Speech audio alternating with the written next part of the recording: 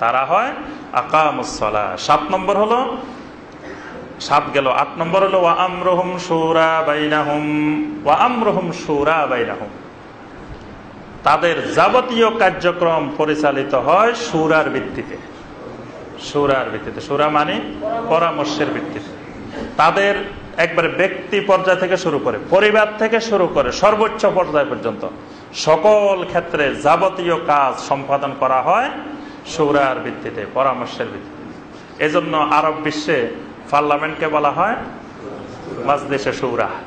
আরব বিশ্বে যে পার্লামেন্ট থাকে ওই পার্লামেন্টের নাম হলো মাজলিসে শুরা, মানে এটা পরামর্শ পরিষদ। এটা হলো আল্লাহ পাক নাম দিয়েছেন ওয়া আমরুহুম শুরা বাইনাহুম। মুমিনদের সকল কার্যক্রম চলবে শুরার ভিত্তিতে। অর্থাৎ যেই সিদ্ধান্তটা নেওয়া হবে এই সিদ্ধান্তের সাথে যত মানুষ জড়িত থাকবে তাদের পরামর্শ নেওয়াটা ফরজ। মানে যাদের জন্য এই পরামর্শ, মানে এই সিদ্ধান্ত, তাদের পরামর্শ নিতে হবে। তাদের পরামর্শ নিলে এই কাজটা, এই সিদ্ধান্তটা বাস্তবায়ন করলে উপকারিতা আসবে। আর তাদের পরামর্শ না নিয়ে যদি ছাপাই দেওয়া হয় তাহলে এটা উপকারের পরিবর্তে ক্ষতি হবে। এবং ওই মানুষগুলা থেকে পরামর্শ নিয়ে যদি সিদ্ধান্তটা নেওয়া হয় তো ওই মানুষগুলা স্বতঃস্ফূর্তভাবে এই বিষয়টা মেনে নিবে, যেটা তো আমরাই সিদ্ধান্ত দিচ্ছি। কিন্তু যখন তাদের পরামর্শবিহীন একজন এককভাবে সিদ্ধান্ত নিয়ে বাকিদেরকে বলবে যে আপনারা এটা করেন, তো তারা বলবে যে এটা তো আমরা জানি না, আমাদের পরামর্শ নেই নাই, উনি একা ছাপাই দিছে আমাদের উপরে। বাস এটা পালনের ক্ষেত্রে তাদের মধ্যে ওই স্বতঃস্ফূর্ততা আসবে না। এই জন্য খোলাফায়ে রাশেদিন নবী সাল্লাল্লাহু আলাইহি ওয়াসাল্লামের ইন্তেকালের পরে শুরার ভিত্তিতে নির্বাচিত হতেন। আবু বকর as-সিদ্দিক রাদিয়াল্লাহু তাআলা আনহু, তিনি কিভাবে নির্বাচিত হয়েছিলেন? শুরার ভিত্তিতে। তিনি প্রথমে বড় বড় সাহাবায়ে কেরাম তারা তাকে সমর্থন দিয়েছেন। এরপরে যত কওম, যত গোত্র আরবে ছিল, মদিনা থেকে শুরু করে যতটুকু ইসলামের বিস্তৃতি ছিল, এই অঞ্চলের কওমদের মধ্য থেকে যারা নেতৃস্থানীয় লোক, আবু বকর রাদিয়াল্লাহু তাআলা আনহু সহ ওমর রাদিয়াল্লাহু তাআলা আনহু, ওসমান রাদিয়াল্লাহু তাআলা, তারা সবাই তাদেরকে দাওয়াত দিলেন। দাওয়াত দিয়ে আবু বকরকে খলিফা করার ব্যাপারে আবু বকরের হাতে বায়াত নিলেন। সুবহানাল্লাহ, অর্থাৎ তারা সমর্থন দিলেন। এটাই হলো শুরা। মানে একেবারে সব জনগণ থেকে মত নিতে হবে তা না। সব জনগণ থেকে মত নিতে গেলে সমস্যা আছে। ইসলাম এটা সমর্থন করে না। কারণ এক পাশে আপনার 49টা শক্তিশালী ঘোড়া, আরেক পাশে 51টা গাধা। কোনগুলা শক্তিশালী?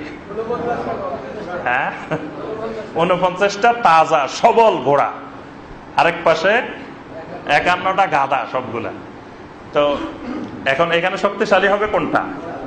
ইসলাম বলে ওই 49টা শক্তিশালী, কিন্তু পৃথিবীর অন্য মানুষেরা বলে 51টা শক্তিশালী, দুইটা বেশি। কিন্তু ওইটা যে 51টা গাধা, ওইটা মানুষের কাছে বিবেচ্য বিষয় না।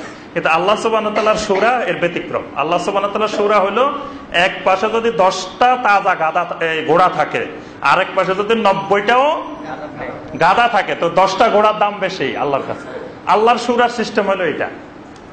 এই জন্য একজন আলেমের সিদ্ধান্ত, একজন আলেমের ভোট আর 1000 সাধারণ মানুষের ভোট, দুইটা আল্লাহর কাছে সমান না।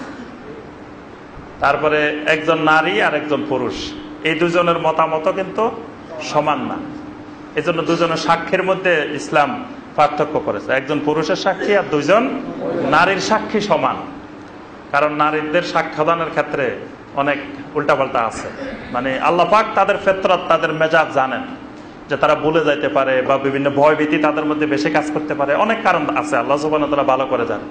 এই জন্য আল্লাহ সুবহানাহু ওয়া তাআলা যে সূরা, এই সূরার জন্য একেবারে ওই সব মানুষের মতামত নেওয়া লাগবে না। ওই অঞ্চলের যারা প্রতিনিধিত্ব করবে, নেতৃস্থানীয় লোক, যারা হক বাতিল পার্থক্য করার মতো যাদের ওই বুদ্ধি, ওই জ্ঞান, ওই বিবেক আছে, এই সমস্ত মানুষদের থেকে মতামত নেওয়া হবে। ওমর রাদিয়াল্লাহু তাআলা আনহুর খেলাফতে ঠিক এইভাবে মতামত নেওয়া হয়েছে, ওসমানের সময় এইভাবে নেওয়া হয়েছে, আলী রাদিয়াল্লাহু তাআলা আনহুর সময় এইভাবে নেওয়া হয়েছে। এটাই হলো ওয়া আমরুহুম শুরা বাইনাহুম।